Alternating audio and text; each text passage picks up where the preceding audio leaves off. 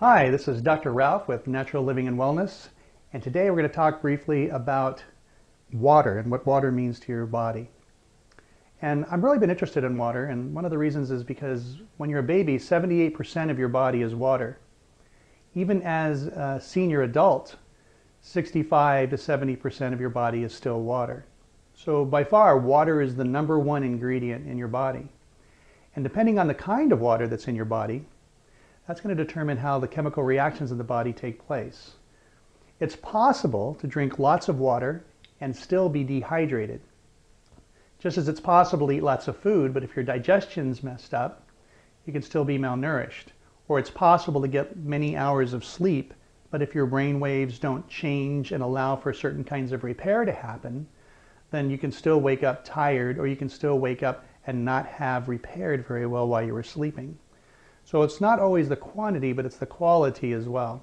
Most Americans are chronically dehydrated, and most Americans, when they come in contact with water, come in contact with water that really isn't biologically friendly.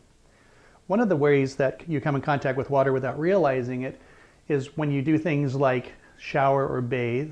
And what I mean by not realizing it, what I mean is that do you understand that when you take a bath, just a 20-minute bath, your body will absorb about 2 quarts of the water you're sitting in.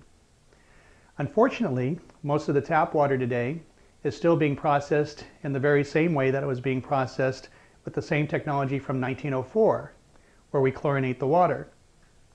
Now, though it's true worldwide, one of the biggest reasons people have diseased states is because they're not being able to receive very clean drinking or bathing water. So worldwide, waterborne disease is still one of the #1 killers. However, in this country, we have a more insidious problem. We've kind of done away with the short-term problems of water by chlorinating it, but chlorine itself is a very toxic poison. Chlorine has a tendency to bind with many other compounds that would otherwise be inert, and they form something called trihalomethanes. Now, as a group, these are very potent carcinogens, and when they enter the body, once they form, they don't like to disassociate very easily. And so even if you're not drinking tap water, but if you are showering or you are bathing in tap water, and the water is unfiltered, you're still being exposed at a very high rate on a daily basis.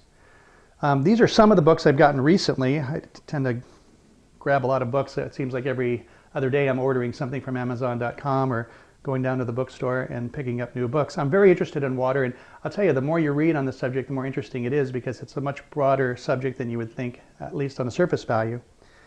But I want to share with you one of the ways that you can protect yourself when you shower is you can go out and you can buy a shower filter. Now, this one happens to be from a company called Sprite Industries. You can buy this on the internet. Type in Sprite Industries and you'll be able to navigate for it. This particular unit is a handheld device. The cartridges actually fit inside the hand device, right inside the handle, and they'll last about 3 months pretty easily. And then you can just swap them out. You can buy packets. They come in packets of 2. It's roughly, I think, about 18, 20 bucks for a packet of 2.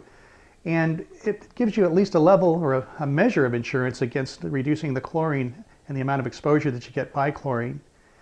If you do jacuzzis or you do hot tubs, or if you're a person who likes to take very hot showers, sometimes you'll walk into a jacuzzi area or you'll walk into a hot shower, and what you'll do is you'll actually smell the chlorine. If you're smelling the chlorine, it's now in the form of a gas. And as a gas, it's many, many, many, many times more potent than chlorine would be in solution, because it's going directly into the lungs and then into your bloodstream. So you want to avoid even the gas states of chlorine.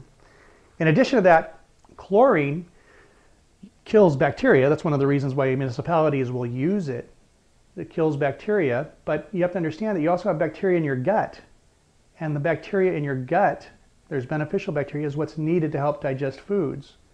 So for that reason, bathing or drinking in a lot of chlorinated water, the chlorine kills indiscriminately. And it will also kill some of the good bacteria in your gut, which is, chlorine, by the way, is one of the main reasons people get leaky gut and why they just start developing bowel distress.